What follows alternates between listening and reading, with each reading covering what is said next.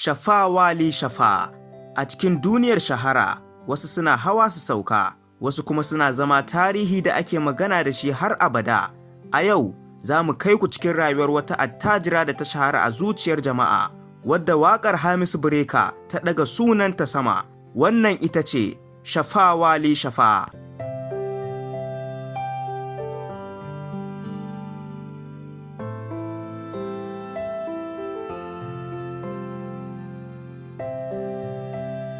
Shafa Wali Shafa ba kawai suna ba ce, suna ne da ya zama alamar daraja da iko. Ta fito daga gidan da ke da martaba, ta taso cikin tarbiyya da ilimin kasuwanci da kuma al'adun Hausawa.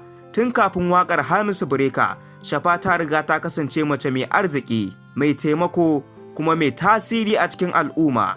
Lokacin da fitaccen mawaƙi Hamisu Breaker ya rera waƙar da ta ambaci Shafa Wali Shafa, duniya ta tsaya ta saurara. Waƙar ta bazu a kafafen sada zumunta, a shaguna, a gidajen biki, har ta zama taken magana a ko'ina.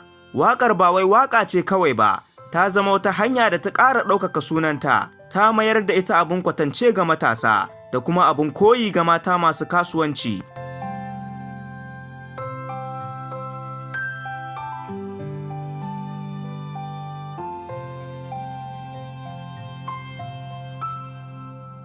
Shafa Wali Shafa ba kawai attajira ba ce, mace ce mai girman mutunci da karamci. Ta shahara wajen taimakon marasa galihu, tallafawa matasa da kuma ɗaukar nauyin al'umma. A cikin al'adar Hausawa, dukiya ba ta zama daraja idan ba ta tare da halaye na gari. Kuma Shafa Wali ta nuna cewa dukiya da mutunci na iya tafiya tare.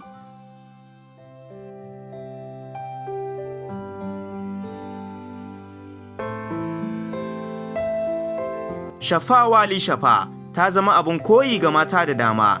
Ta nuna cewa mace za ta iya zama mai arziki, mai iko, kuma mai mutunci ba tare da karya dokokin al'ada ba. Sunanta ya zama wata alama ta nasara, kuma waƙar Hamisu Breaker ta zama kamar tarihin da aka rubuta cikin waƙa.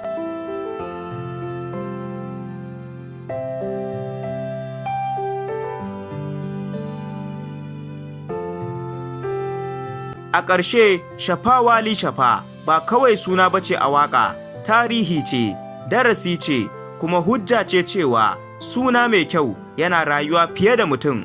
Waƙar ta zama tarihi, darajarta ta zama magana, kuma mutuncinta ya zama abin koyi. Ku biyo mu domin jin ƙarin sirrikan labarai na musamman game da fitattun mutane a arewa da Najeriya baki ɗaya. Sunana Abba Hassan, wannan na zo muku ne daga Nigerian Update da Abba Hassan TV.